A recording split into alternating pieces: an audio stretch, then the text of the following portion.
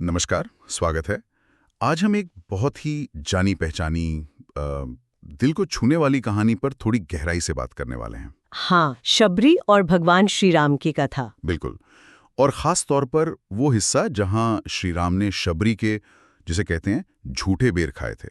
हमें इस पर एक लेख भी मिला है जिसका शीर्षक है शबरी के झूठे बेर क्यों खाए श्री राम। जी। ये कहानी तो देखिए हम सबने कई बार सुनी होगी, बचपन से सुनते आए हैं। हाँ हाँ, बिल्कुल। पर क्या हमने कभी इसके पीछे जो एक गहरा आध्यात्मिक संदेश छिपा है उस पर ठीक से गौर किया है? अक्सर शायद नहीं कर पाते, कहानी के रूप में याद रह जाती है। सही।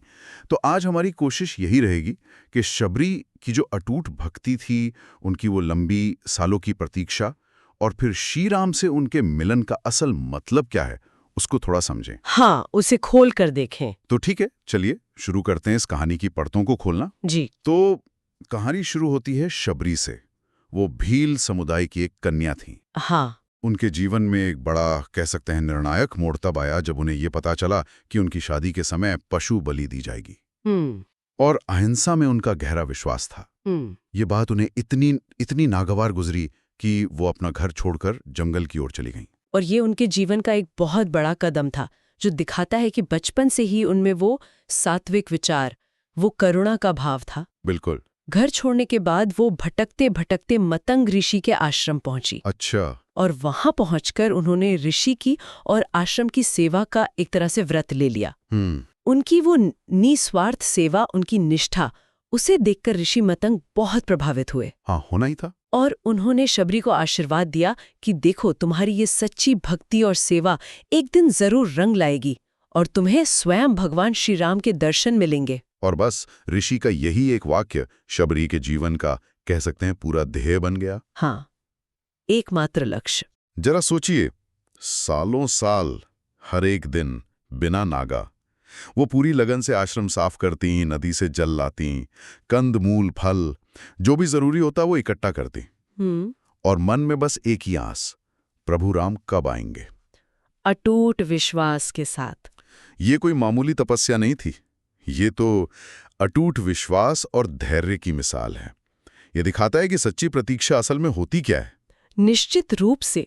और ये सिर्फ शारीरिक मेहनत नहीं थी, ये तो एक गहरी मानसिक और आध्यात्मिक साधना थी। सही कहा। हर रोज उसी एक उम्मीद के साथ जीना, ये जाने बिना कि वो शुभ दिन कब आएगा, इसके लिए असाधारण विश्वास और समर्पण चाहिए होता है।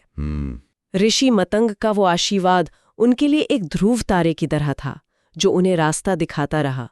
उनकी पूरी जिंदगी सच में उस एक पल के इंतजार में ही समर्पित हो गई। और फिर आखिरकार वो दिन आ ही गया। हाँ, वनवास के दौरान माता सीता की खोज करते हुए श्री राम अपने भाई लक्ष्मण के साथ घूमते घूमते संयोग से मतंग ऋषि के उसी आश्रम पहुंच गए। शबरी ने जैसे ही अपने आराध्य प्रभु को, राम को, आश्रम के द्वार पर देखा, उनकी तो जैसे वर्षों की तपस्या सफल हो गई। कल्पना कर सकती हूँ उस क्षण की। कहते हैं वो खुशी और भावना के आवेग में सुध बुध सी खो बैठी। आंखों में आंसू थे और वो बोली, प्रभु, मैं तो रोज रोज आपकी राह देखती थी, आपके आने के लिए ही आश्रम सजाती थी। आज आपको सामने पाकर मेरा जीवन धन्य हो गया, मेरी साधना पूरी हुई। कितना भावुक क्षण रहा होगा वो।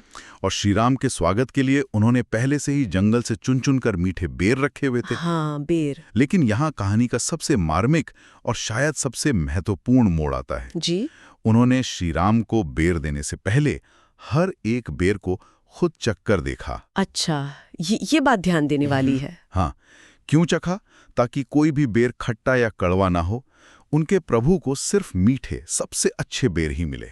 वाह, जरा इस भावना की गहराई देखिए। यहाँ सामाजिक नियम, झूठे का विचार, लोक लाज, सब कुछ उनके प्रभु के प्रति जो प्रेम था, जो चिंता थी, उसके आगे छोटे पड़ गए। ये भक्ति की पराकाष्ठा थी असल में। हाँ, ये बात तो वाकई ये सोचने पर मजबूर करती है। जब शबरी ने ये चखे हुए, यानी अपने जूठे बेर श्री राम को दिए, तो लक्ष्मण ये देखकर चौंक गए। स्वाभाविक है। शायद थोड़े असहज भी हुए होंगे।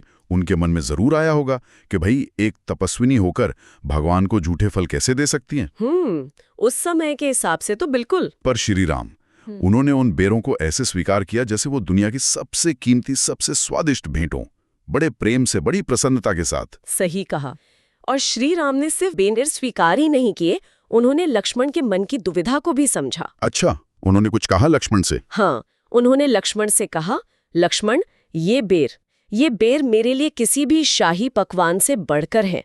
ये साधारण फल नहीं है, ये प्रेम और भक्ति में डूबे हुए हैं। शबरी ने इन्हें जिस भाव से दिया है वो इन्हें अमृत बना देता है। राम का ये काम उस समय की सामाजिक मान्यताओं और बाहरी शुद्धता के नियमों से कहीं आगे जाकर मन की पवित्रता और सच्चे प्रेम के महत्व को स्थापित करता है। तो मतलब ये हुआ कि राम ने शबरी का बाहरी रूप या उनकी सामाजिक स्थिति, वो किस कुल से हैं, ये सब नहीं देखा। बिल्कुल नहीं। उन्होंने बस उनके अंदर का वो निश्चल प्रेम, वो समर्पण देखा और उसे स्वीकार किया। ये बहुत बड़ी बात है। बहुत बड़ी बात। ये दिखाता है कि ईश्वर के दरबार में जाति, कुल, ऊंच नीच इन सब का कोई भेद नहीं है। वहां सिर्फ दिल की आवाज सुनी जाती है। सच्ची भक्ति का मोल होता है। शबरी का वो हर बेर चखना, वो उनके असावधानी नहीं थी, वो उनके प्रेम की तीव्रता दिखाता है कि वो अपने प्रभु को सर्वश्रेष्ठ देना चाहती थी, चाहे उसका तरीका दुनिया की नजरों में सही हो या गलत। सही। राम ने उस भाव को पहचाना, उस समर्पण को सम्मान दिया। और ये सिर्फ शबरी के लिए नहीं, ये हम सब के लिए एक संदेश है कि ईश्वर बाहरी दिखावे या कर्मकांड से कहीं ज्यादा हमारे मन के भाव को महत्व देते हैं। बिल्कुल। अच्छा, तो श्री राम से मिलकर उनकी सेवा करके शबरी का मन तो भर गया था, पर उनके मन में एक और इच्छा जगी, ज्ञान की। हाँ, स्वाभाविक है। प्रभु के प्रेम और करुणा का अनुभव करने के बाद वो भक्ति के मार्ग को और गहराई से समझना चाहती थी। उन्होंने बड़ी विनम्रता से श्री राम से पूछा, हे प्रभु, आपने मुझ जैसी दीन पर इतनी कृपा की, अब कृपा करके मुझे भक्ति का सच्चा स्वरूप समझाइए, जिससे मैं अपना बाकी जीवन सार्थक कर सकूं। और शबरी की इस निर्मल जिज्ञासा और सच्ची लगन को देखकर श्री राम ने उन्हें भक्ति के 9 आयामों का उपदेश दिया, जिसे नवदा भक्ति कहते हैं। हाँ, नवदा भक्ति ये रामायण के महत्वपूर्ण आध्यात्मिक संवादों में से एक माना जाता है। और ये कोई रटने वाली सूची नहीं है, बल्कि भक्ति में जीने के अलग अलग तरीकों का एक नक्शा है, कह सकते हैं। इसका सार ये है कि ईश्वर से जुड़ने का कोई एक ही बंधा बंधाया रास्ता नहीं है, बल्कि कई मार्ग हैं जिन्हें व्यक्ति अपनी प्रकृति और क्षमता के अनुसार अपना सकता है। 9 अलग-अलग रास्ते हैं, ये तो काफी दिलचस्प है। क्या आप कुछ उदाहरण दे सकती हैं, खासकर जो शबरी के जीवन से जुड़ते हों? हाँ, बिल्कुल। जैसे इसमें एक मार्ग है गुरुपद पंकज सेवा। अच्छा। शबरी ने अपना पूरा जीवन मतंग ऋषि की सेवा में लगाया, उनके वचनों पर पूरा विश्वास रखा। ये नवदा भक्ति का ही एक रूप था जो वो पहले से जी रही थीं। सही बात है। एक और महत्वपूर्ण पहलू है संतन कर संगति, यानी संतों और भक्तों का साथ करना। शबरी ने ऋषियों के सानिध्य में रहकर ही तो भक्ति सीखी। हाँ। फिर है मम गुण गावहीं पुलक शरीरा, यानी भगवान के गुणों का गान करना, उनकी लीलाओं का स्मरण करना, जिसमें शरीर रोमांच से भर जाए। शबरी तो दिन रात राम के ही ध्यान में रहती थी, उनके गुणों का ही चिंतन करती थी। और शायद सबसे महत्वपूर्ण, सरल स्वभावन मन कुटिलाए, यानी सरल स्वभाव रखना और मन में कोई कपट, कोई चालाकी न रखना। शबरी की तरह। बिल्कुल। शबरी की पूरी कहानी उनकी इसी सरलता और निष्कपटता का प्रमाण है। तो ये 9 बिंदु अलग अलग होकर भी एक ही मंजिल की ओर ले जाते हैं, ईश्वर के प्रति सच्चा प्रेम और समर्पण। अच्छा, तो ये 9 अलग अलग तरीके हैं जिनसे कोई भी अपनी भक्ति प्रकट कर सकता है। ये समझने में आसान है कि ये सिर्फ एक लिस्ट नहीं है, बल्कि जीवन में भक्ति को उतारने के अलग अलग पहलू हैं। हाँ, जीने के तरीके हैं। और जैसा कि लेख में भी बताया गया है, शबरी ने न सिर्फ इस उपदेश को सुना, बल्कि अपने बाकी जीवन में पूरी निष्ठा से इसका पालन भी किया। जी हाँ। और इसी साधना से उन्हें अंत में परम गति यानी मोक्ष मिला। बिल्कुल। उनका जीवन इस बात का जीता जागता सबूत बन गया कि अगर सच्ची लगन हो, गुरु के वचनों पर अटूट विश्वास हो और मन में सरल भाव हो, तो कोई भी, चाहे उसकी पृष्ठभूमि कुछ भी क्यों न हो, ईश्वर को पा सकता है, परम लक्ष्य तक पहुंच सकता है। तो अगर हम इस पूरी कथा का सार निकालने की कोशिश करें, जो निचोड़ है, हाँ, तो मुख्य सीख क्या मिलती है? मेरे ख्याल से सबसे बड़ी और केंद्रीय सीख यही है कि भगवान को हमारी भेंट की वस्तु, उसकी मात्रा या उसकी कीमत से कोई लेना देना नहीं है।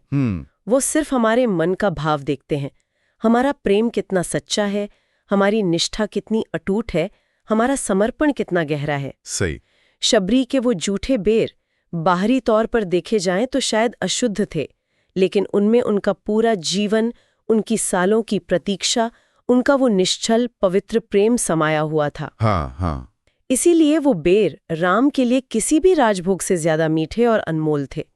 वो भाव के भूखे हैं, वस्तु के नहीं। सही बात है, बिल्कुल सही कहा। और एक और बात जो मुझे शबरी के जीवन से सीखने को मिलती है, हाँ। वो है धैर्य और निरंतर प्रतीक्षा का महत्व। हाँ, ये भी बहुत महत्वपूर्ण है। आज की दुनिया में जहां हम सब कुछ तुरंत चाहते हैं, हाँ। इंस्टेंट ग्रेटिफिकेशन का जमाना है। हाँ, बिल्कुल। शबरी की कहानी हमें याद दिलाती है कि सच्ची श्रद्धा और विश्वास के साथ किया गया इंतजार वो कभी बेकार नहीं जाता। कभी नहीं। उसका फल जरूर मिलता है, शायद उम्मीद से भी बेहतर मिलता है। बस जरूरत है अटूट विश्वास और धीरज की। हाँ, और ये हमें ये भी सोचने पर मजबूर करता है कि असल में मायने ये नहीं रखता कि हम क्या दे रहे हैं, चाहे वो समय हो, सेवा हो या कोई वस्तु हो, बल्कि ये मायने रखता है कि हम किस भाव से दे रहे हैं। क्या उसमें शबरी जैसी निश्चलता है, वैसा प्रेम और समर्पण है? ईश्वर उसी भाव को ग्रहण करते हैं। बिल्कुल। तो शबरी की ये कहानी सिर्फ रामायण का एक अध्याय या एक प्रसंग भर नहीं है, ये तो जीवन जीने की कला सिखाती है। हाँ, कह सकते हैं। ये सच्ची भक्ति, निस्वार्थ प्रेम, सेवा और धैर्य का पाठ पढ़ाती है।